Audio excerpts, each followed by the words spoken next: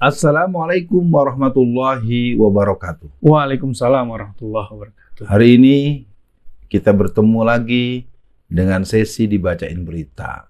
Woi, Pastinya kita ingin ada berita yang breaking news dan mungkin berita yang bisa membuat kita memiliki kesadaran untuk mendapatkan informasi yang halal, informasi yang akurat, yang valid, dan punya rasa keadilan informasi. Ada apa nih, Bung Kameramen? begini Bung Alfian. Biasanya saya yang suka seneng gitu ngeliat Bung Alfian panas dengan suatu berita, tapi kali ini saya yang panas nih Bung Alfian sama berita-beritanya. Jadi beritanya ini ada dari Kompas dan dari CNN.com Bung Alfian. Pertama dari Kompas dulu, saya baca judulnya dulu Bung Alfian. Kompas.com, arahan Jokowi, tak ada penyekatan saat libur Natal dan Tahun Baru. Itu Kamis 18 November 2021. Kemudian berita pembandingnya dari cnnindonesia.com pada 18 Juli 2021. Sebanyak 1038 lokasi penyekatan tetap berlaku saat Idul Adha. Wah, gimana Bung Alfian sebagai mubalek melihat diskriminasinya seperti ini Bung Alfian. Jadi kalau Natal tidak disekat gitu ya, tapi kalau Idul Adha, Idul Fitri itu ada penyekatan Bung Alfian. Kita akan coba mencatatkan beberapa tindakan-tindakan yang melukai rasa keberagamaan kita. Iya. Oke, soal penyekatan nanti kita ulas. Kita secara singkat mencoba mengomentari digesernya Tahun Baru Islam, digesernya Maulid Nabi. Ini merupakan catatan. Hei kalian, semena-mena kalian kepada umat Islam, kalian akan berhadapan dengan sejarah yang akan juga dibuat oleh kita umat Islam. Nah, kembali kepada persoalan menyekat ya. Ini merupakan sebuah ketidakadilan dan merupakan ekspresi daripada tirani minoritas. Yep.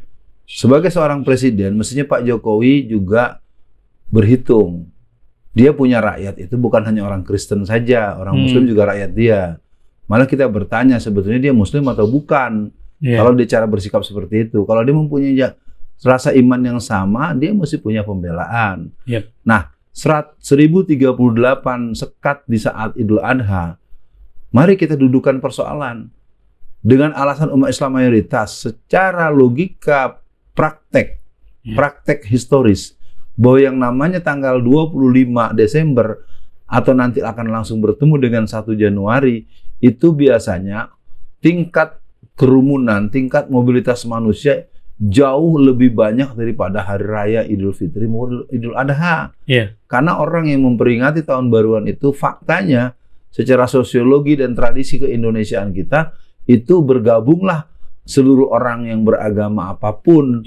Artinya justru penyekatan itu menurut logika untuk membatasi daripada kerumunan itu harus mungkin bukan 1038, mungkin bisa jadi 130.000 sekat, karena itu yang terjadi adalah orang yang bergerak jumlahnya jauh lebih banyak. Jadi masuk satu fakta tindakan yang tidak logis gitu, dan ini merupakan semakin memperkental satu rasa batin kita memang tidak adil, memang zolim, memang dasar ingin ngejahatin Islam dan umat Islam, dan ini merupakan sebuah tindakan tirani minoritas yang boleh dibaca oleh seluruh kaum muslimin.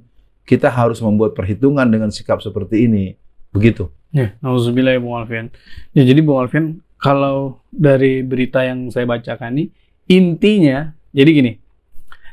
Menteri Koordinator Bidang Pembangunan Manusia dan Kebudayaan Muhadjir Effendi mengatakan, tidak ada penyekatan selama periode libur Natal dan Tahun Baru sesuai arahan Presiden Jokowi dalam rapat terbatas. Intinya, sesuai arahan Presiden, tidak ada penyekatan, tetapi kita imbau.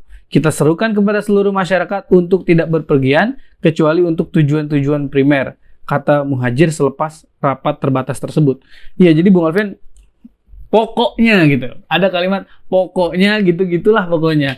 Akhirnya kita wajar saja kalau saya Bung Alfian melihat banyak umat Islam yang merasa didiskriminasi dengan terang-terangan. Dan kalaupun akhirnya kita bersuara, kita yang dianggap sebagai mayoritas yang radikal lah, yang suka banyak komplain lah, padahal ketidakadilan itu atau diskriminasi itu nyata di depan mata kita, Bung Alfian. Nah, sikap kita harus bagaimana, Bung Alfian, menghadapi diskriminasi yang terus-terusan ini, Bung Alfian? Ya, pertama buat Bapak Muhadjir Effendi, Anda adalah seorang tokoh Muhammadiyah.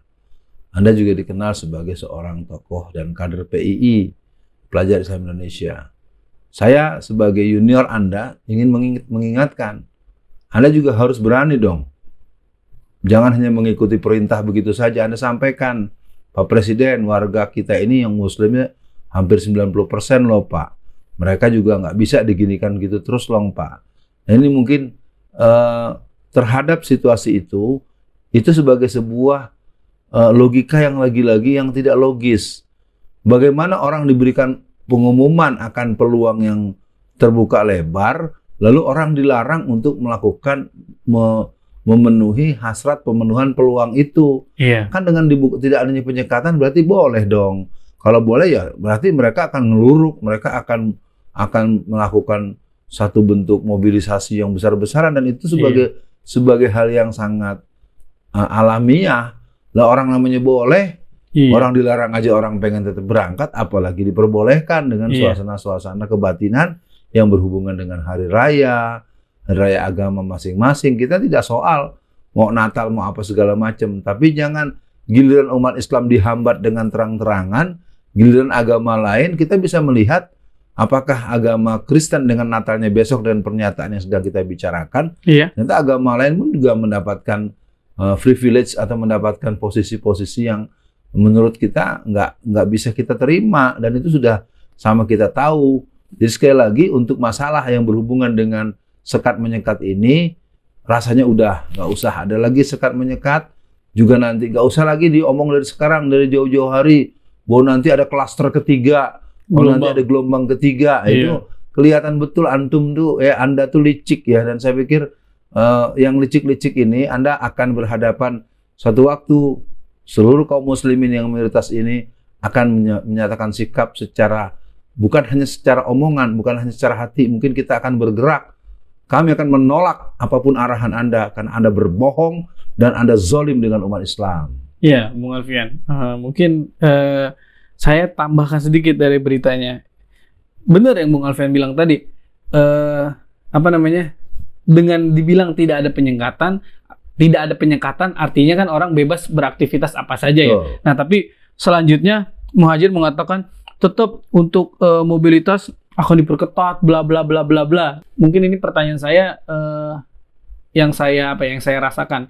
Mungkin nggak sih Bung Alfian peraturan atau diskriminasi seperti ini itu akhirnya membuat benturan antar umat beragama. Jadi saya memandang ada orang yang ingin gitu umat beragama itu tidak saling rukun, malah mereka saling saling gontok-gontokan gitu, Bung Alfian. Ya secara asumsi itu akan kita alamatkan pada pemerintah. Karena pemerintah yang melakukan hal itu. Jadi kalau terjadi konflik horizontal kaum beragama, nanti yang bertanggung jawab ya Pak Muhadjir Effendi yang menyampaikan pengumuman dari Pak Jokowi, ya Pak Jokowi yang mengarahkan di rapat terbatas itu. Jadi artinya kalau kemungkinannya bisa terjadi, tapi kita akan langsung menyebutkan penyebabnya adalah kebijakan yang memang sangat tidak berkeadilan, sangat zalim.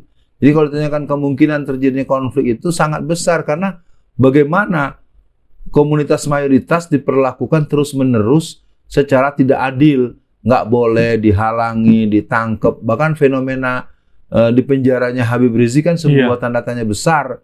Karena kesalahan beliau kalau mau dinisbatkan kepada yang lain kan juga ada yang punya acara yang pengikutnya atau jamaahnya lebih banyak dari yang beliau alami, dan lebih menunjukkan tingkat kerumunan dan perlakuan, ternyata juga tidak ada apa-apa.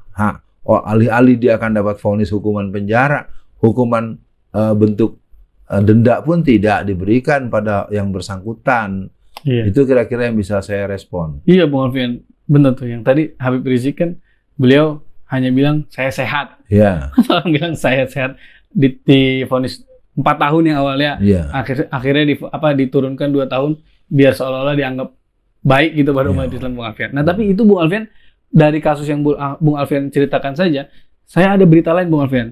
Jadi ada seorang selebgram, dia kabur Bung Alfian dari Wisma Atlet. dari karantina. Iya. Dia kabur, malah harusnya dia itu kan bisa dibilang bukan orang yang pantas masuk Wisma Atlet gitu. Harusnya dia di hotel. Nah, dia orang yang berduit masuk ke Wisma Atlet terus kabur Bung Alfian. Nah, tapi disikapi malah tidak tidak ditangkap dan tidak istilahnya? Tidak disikapi yang sama seperti Habib Rizik. Nah, mungkin ini sebagai closing statement juga Bung Alfian.